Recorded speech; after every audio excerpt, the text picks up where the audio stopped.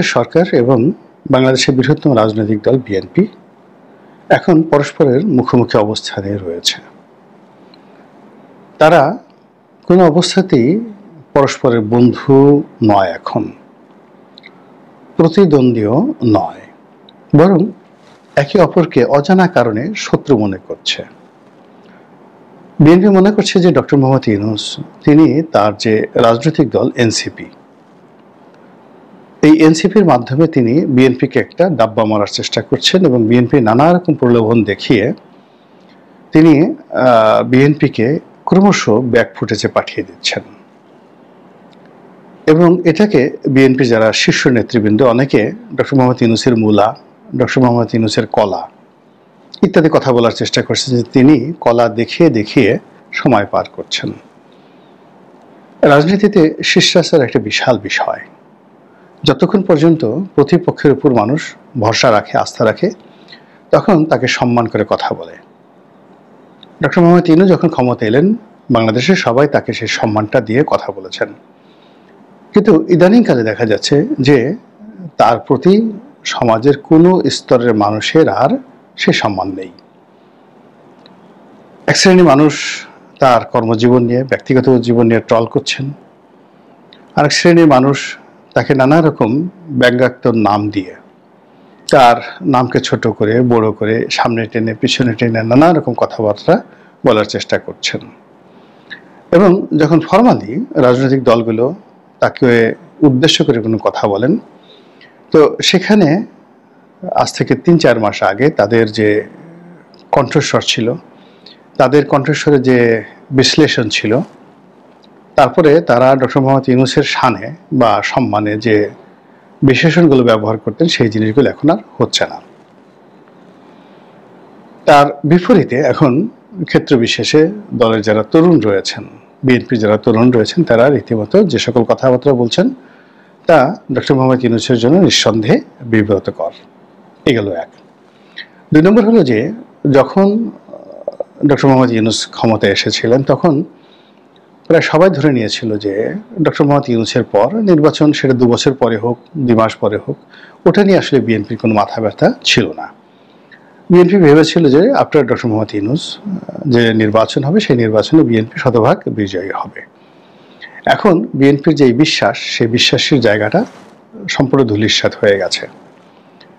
যেদিন তারা দেখলেন যে ডক্টর মোহাম্মদ ইউনূসের মধ্যে কোনো পরিবর্তন হয়নি, তিনি 111-এর সময়টিতে তার রাজনৈতিক নেতা হওয়ার যে খায়েশ ছিল, রাজনৈতিক দল গঠন করার যে খায়েশ ছিল, এবং তিনি সেই রাজনৈতিক দলের মাধ্যমে নির্বাচিত জনপ্রতিনিধি রূপে রাষ্ট্র ক্ষমতা পরিচালনা করবেন বলে যে দৃঢ়তা তিনি দেখিয়েছিলেন ১/১১-র সময়, সেটি সময়ের প্রেক্ষাপটে তিনি পরাজিত হয়েছিলেন, সরি বলেছিলেন। কিন্তু আবার ২০২৫ সনে এসে নতুন প্রেক্ষাপটে তার সেই পুরনো রোগ নতুন করে মাথাচাড়া দিয়েছে। ফলে তিনি একটা রাজনৈতিক দলকে প্রমোট করছেন, ছাত্র জনতার দল, যেটিকে এনসিপি বলা হচ্ছে, এবং তার সমস্ত রিসোর্সেস এই দলের পিছনে তিনি নিয়োগ করেছেন। ফলে কি হলো, দলের যারা নেতৃত্বে তারা একেবারে তরুণ প্রজন্মের, যাদের প্রায় সবার বয়সী 30 বছরের নিচে। কিন্তু ডক্টর মোহাম্মদ ইউনূসের যে প্রমোশন, তার যে ব্র্যান্ডিং, তার যে মার্কেটিং এবং তার যে পলিসি, এই কারণে কি হচ্ছে, এই ছোট্ট দলটি, যেটি ছাত্র দলের একটা উপজেলার কমিটির যে ব্যাপ্তি রয়েছে ছাত্র দলের, ওই পর্যায়েও এই দলটি এখন পর্যন্ত পৌঁছাতে পারেনি। কিংবা ছাত্রদল বা যুব দলের শীর্ষ নেতা বাদ দেন, চতুর্থ স্তরের যে সকল নেতৃবৃন্দ রয়েছেন, তাদের যে পলিটিক্যাল ম্যাচুরিটি, তাদের যে স্ট্রেংথ, সেই পর্যায়ে কিন্তু যাকে বলা হয় এই ডক্টর মোহাম্মদ ইউনূসের যে নতুন দল এনসিপি, তাদের শীর্ষ নেতাদের সেই পর্যায়ে আপনি মূল্যায়ন করতে পারবেন না। এরা ইউনিক, এরা ছাত্রদল, ছাত্রলীগ, ছাত্র শিবির, এই যে গতানুগতিক রাজনীতি আছে, সেই রাজনীতির বাইরে গিয়ে একেবারে নতুন একটা ভাবমূর্তি নিয়ে তারা সামনে এসেছেন।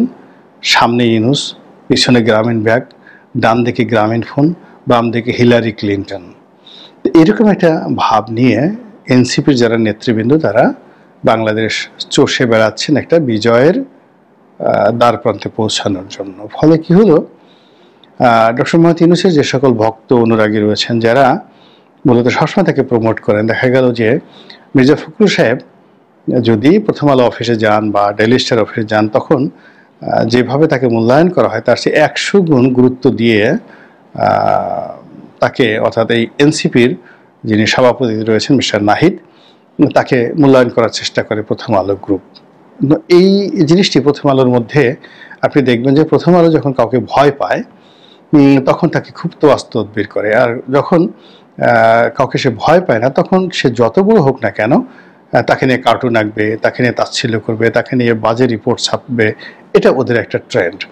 এখন যেহেতু ডক্টর মোহাম্মদ ইউনূস এবং নাহিদ সাহেবকে তারা শেখ হাসিনার চেয়ে 100 গুণ বেশি ভয় পাচ্ছে, এর ফলে কি হলো, নাহিদ সাহেবকে দেখলে বা ওই দলের অন্য কোনো নেতাদেরকে দেখলে প্রথম আলোর যে আবেগ, সেই আবেগ গদগদ হয়ে যায়। এবং এই যে গদগদ হয়ে যাওয়া, এটা বিএনপি ভীষণ রকম অনুভব করে যে বাংলাদেশের যে মিডিয়া জগৎ, অফিস আদালত, তারপরে শেষে কোর্ট কাচারি, এরপরে ব্যবসা বাণিজ্য, সব জায়গাতেই একটা ইউনুসীয় জমানা, আই এম এ ইউনুস, এরকম একটা অবস্থা শুরু হয়ে গেছে। কোথাও গিয়ে বিএনপি ঠিক সেই 4-5 মাস আগে তাদের যে রমরম অবস্থা ছিল সেই অবস্থা নেই। এমনকি বিএনপি যে সকল নেতাকর্মী রয়েছেন, যারা ডিসি আছেন, এসপি আছেন, পুলিশের বড় কর্তা আছেন, মূলত তারা ছাত্রদলের ক্যাডার ছিলেন, তারা এখানে এসেছেন। তারা এই সময়টাতে, ইউনূসের এই জমানাতে এসে এই মে মাসের শেষ সপ্তাহতে বা জুনের এই যে এখন যে চলমান জুন, এই সময়টাতে এসে এমন বিব্রতকর অবস্থার মধ্যে পড়েছেন যে তাদের অনেকের চাকরি থাকবে কিনা এটি নিয়ে তারা টেনশনে পড়ে গেছেন। ফলে কি হলো, শেখ হাসিনার জমানাতে এটা ধাক্কাধাক্কি হতো, বড় জোর ওএসডি হতেন, কিন্তু বেতনটা ঠিক মতো পেতেন, কাজ নাই কর্ম নাই, বাসায় বসে বসে বেতন নিচ্ছেন। আর এখন ডক্টর মোহাম্মদ ইউনূস এরকম অনেকের কলিজার ভিতরে তিনি হাত দিয়ে ফেলেছেন, যার ফলে কি হলো, মানুষ সেই ওএসডি করা বা পার্বত্য চট্টগ্রামে বদলি করা, এটাকে আর সরকারি কর্মকর্তারা কোনো শাস্তি মনে করছে না। তারা ইউনূস জমানাতে মনে করছে জাস্ট হায়ার অ্যান্ড ফায়ার, ভালো না লাগে আপনি তাদেরকে সঙ্গে সঙ্গে বিতাড়িত করে দেন। এবং এই কাজটি তিনি প্রথম করেছেন নির্বিঘ্নে। যখন তিনি ক্ষমতায় আসলেন, আওয়ামীপন্থী যারা কর্মকর্তা রয়েছেন ঢালাওভাবে তাদেরকে ওএসডি করলেন, ঢালাওভাবে তাদেরকে চাকরিচ্যুত করলেন, ঢালাওভাবে তাদেরকে গ্রেপ্তার করলেন। বিএনপির লোকেরা তামসা দেখলো, হাসলো যে না, এবার একটা কাজের কাজ হয়েছে। এখন তো যেভাবে তিনি অধ্যাদেশ জারি করেছেন এবং যেভাবে তিনি সচিবালয়ের বেসামরিক প্রশাসনের উপর নিয়ন্ত্রণ রক্ষা করতে চাচ্ছেন, তাতে করে এদের তো চাকরি থাকবে না। ফলে কি হলো, তারা সর্বশক্তি নিয়ে রাজপথে নেমেছে, অর্থাৎ সচিবালয়ের মধ্যে নেমেছে। এবং স্মরণকালে স্বাধীনতার পরে এরকম ঘটনা ঘটেনি যে ঘটনা এই মুহূর্তে সচিবালয়ে ঘটছে। আবার এরশাকে নিয়ে যে ঘটনা ঘটছে সিটি কর্পোরেশনে, এরকম ঘটনা বাংলাদেশে ঘটেনি। এর বাইরে কোর্ট কাছারিতেও সমস্যা হচ্ছে, ভীষণ রকম সমস্যা হচ্ছে। অনেকগুলো মামলার জট পড়েছে। যারা বিচারক রয়েছেন, ঊর্ধ্ব হাইকোর্টের যারা বিচারক, অ্যাপিলেট ডিভিশনের বিচারক, স্পেসিফিক কিছু সেন্সিটিভ মামলা যেমন জুবাইদুর রহমানের মামলা, তারেক রহমানের মামলা, এগুলো সব পাখির গতিতে এগুচ্ছে। কিন্তু সাধারণ মানুষের যে মামলাগুলো, এইগুলো যে জটিলতার মধ্যে পড়েছে, জটের মধ্যে পড়েছে, যে মামলা হাইকোর্টে 15 দিনের মধ্যে একটা সিদ্ধান্ত পাওয়া যেত, সেটা কাস্টমস রিলেটেড হোক, ব্যবসা বাণিজ্য রিলেটেড হোক, জামা জমি রিলেটেড হোক, গত 10 মাসে এরকম অসংখ্য হাজার হাজার মামলা এরকম জটের মধ্যে পড়েছে যে এক একটা মামলা 8 মাস 10 মাস পরে আদৌ শুনানি হবে কিনা সেটা বলা যাচ্ছে না। এটা হলো হাইকোর্টে। লোয়ার কোর্টে সেখানে বিচারক বলেন তারা সবচেয়ে বেশি নিরাপত্তাহীনতায় ভোগেন। এজলাসে বসে তাদের ভয় থাকে কখন কে লাফ দিয়ে এজলাসের উপরে উঠে তাদেরকে অপমান করেন, অথবা তাদের অনেক সময় ভয় থাকে যে কে তাদেরকে ধরে নিয়ে আবার সেই কোর্টের মধ্যে মানে গারদে পুরে দেন। এই যে আতঙ্ক বিচারকদের মধ্যে রয়েছে, এই আতঙ্ক ইতিপূর্বে কখনো হয়নি।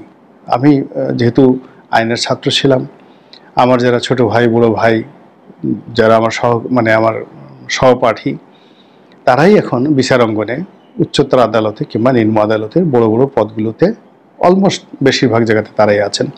ফলে এখানে যে বাস্তব চিত্র একজন রাজনীতিবিদ হিসেবে আমি অনুভব করতে পারি, যেটি হয়তো অনেকে পারে না, যার জন্য এই কথাগুলো আসলে চেপে রাখা যায় না। সব কথাগুলো বলা উচিত না, সেন্সিটিভ বিষয়, কিন্তু তারপরে এগুলো চেপে রাখা যায় না। তো এই সমস্ত বিষয় নিয়ে, নানা রকম বিষয় নিয়ে বিএনপির সঙ্গে সরকারের যে সম্পর্ক, এটি এখন একেবারে মুখোমুখি অবস্থানে চলে এসেছে, দা কুমড়া মতো শত্রুতায় পরিণত হয়েছে। ফলে একটা যুদ্ধ যুদ্ধ ভাব, এই যুদ্ধ যুদ্ধ ভাবের আগে গমগম আওয়াজ হচ্ছে, ড্রাম বাজছে চারিদিকে। আপনারা দেখছেন যে যুদ্ধের, সেই মধ্যযুগের যুদ্ধের সেই টিপু সুলতান বলেন, সম্রাট আকবরের সিরিয়াল দেখেন, অথবা সুলতান সুলেমানের সিরিয়াল দেখেন, তো যুদ্ধের নিয়ম এখনো সে আগের মতোই আছে। যুদ্ধের আগে প্রচণ্ডভাবে ক্যারেক্টার অ্যাসাসিনেশন হয়, এক পক্ষ অন্য পক্ষকে ছোট করার জন্য যাচ্ছেতে ভাষায় গালাগালি করে এবং জনগণকে উত্তেজিত করে নিজেদের পক্ষে আনে এবং প্রতিপক্ষকে গালাগালি করে জনগণকে তাদের বিরুদ্ধে বিক্ষুব্ধ করে তুলে। সেই কাজটি এখন বাংলাদেশে হচ্ছে। যারা ডক্টর মোহাম্মদ ইউনূসপন্থী, তারা জনগণকে নিজেদের সম্পদ মনে করে, নিজেদের দলের মনে করে, তারা এমন সব কথাবার্তা বলছে যাতে করে বিএনপির ইজ্জত পাংচার হয়ে যায়।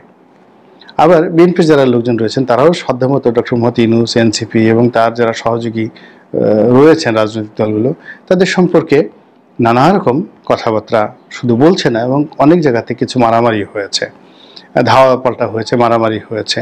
তো এটাকে আপনি ধরে নিতে পারেন যুদ্ধ পরবর্তী একটা ড্রাম বাজানো, মানে বাদ্য বাজছে, বাকযুদ্ধ চলছে, ক্যারেক্টার অ্যাসাসিনেশন চলছে।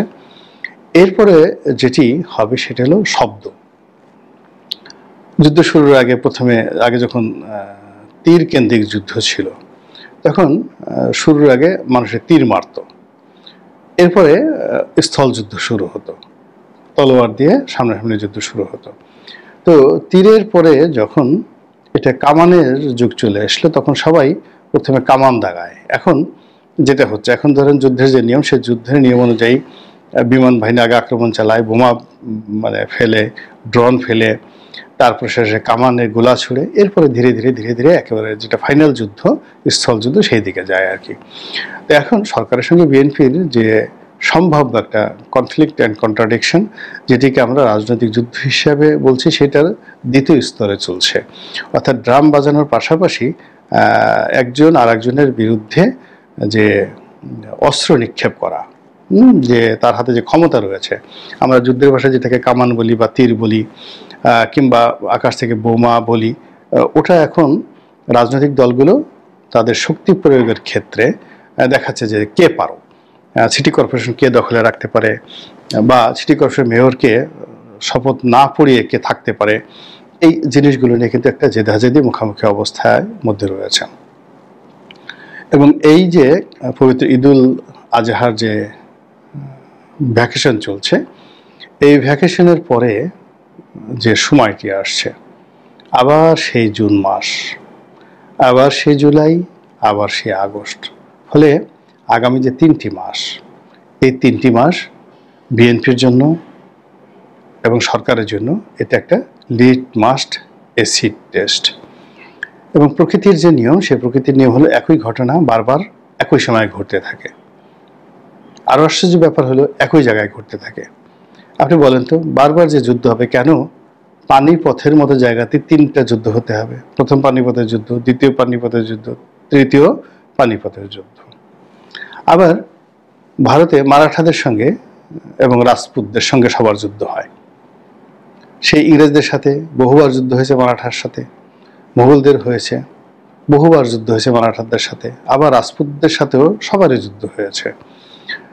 এবং জায়গাগুলো এক, যেই জায়গাগুলো, অর্থাৎ পাঞ্জাব বলেন, ইউপি উত্তরপ্রদেশ বলেন, তারপর শেষে এই যে পানিপথ বলেন, ইভেন এই যে পানিপথ উত্তরপ্রদেশ, আমরা যে প্রাচীন কুরুক্ষেত্র বলি, ঠিক সেম জায়গাতে। আবার ঢাকাতে ধরেন যে জায়গাগুলোতে মুক্তিযুদ্ধের সময় যুদ্ধ হয়েছে, কৌশলগত খোঁজ নিয়ে দেখেন ব্রিটিশ আমলে ওইসব জায়গাতে কিন্তু যুদ্ধ হয়েছে। সন্ন্যাসী বিপ্লব যেখানে হয়েছে, সেখানে ফকির মজনু শাহের বিপ্লব হয়েছে। এরকম প্রকৃতি এমন একটা ব্যাপার, জুন মাসেই আপনার ঝড় বৃষ্টি হতে হবে, আগস্ট মাসেই দুর্ঘটনা ঘটতে হবে, তারপরে শেষে ঢাকা শহরে সমস্ত কিছু হতে হবে। মানে চট্টগ্রাম কেন্দ্রিক যেমন জিয়াউর রহমানকে হত্যা করা হলো চট্টগ্রামে, এবং সেখানে চট্টগ্রামকে কেন্দ্র করে একটা বিরাট কিছু করার চেষ্টা করেছিল জেনারেল আবুল মঞ্জুর, কিন্তু হয়নি। কিন্তু যা কিছু হয় রাজধানীতে হয়, ফলে রাজধানী নিয়েই রাজনীতি, এবং সেই রাজনীতির একেবারে টাগ অব ওয়ারের চূড়ান্ত পর্যায়ে বিএনপি এবং বর্তমান ডক্টর মোহাম্মদ ইউনূস সরকার দাঁড়িয়ে আছে, এবং তারা তাদের জ্ঞান, বুদ্ধি, প্রজ্ঞা, অর্থ, ক্ষমতা যা কিছু আছে, অল কানেকশন তারা পরস্পরের মুখে মুখে দাঁড় করিয়েছে, এবং যা জুন মাসে এবং জুলাই মাসে অনিবার্যভাবে একে অপরের প্রতি তারা প্রয়োগ করবে, এবং সেই প্রয়োগে কে টিকে থাকে সেটাই দেখার বিষয়। আমার কাছে যেটা আশঙ্কা হচ্ছে যে উভয় পক্ষ এখানে ক্ষতিগ্রস্ত হবে, এবং মারাত্মকভাবে ক্ষতিগ্রস্ত।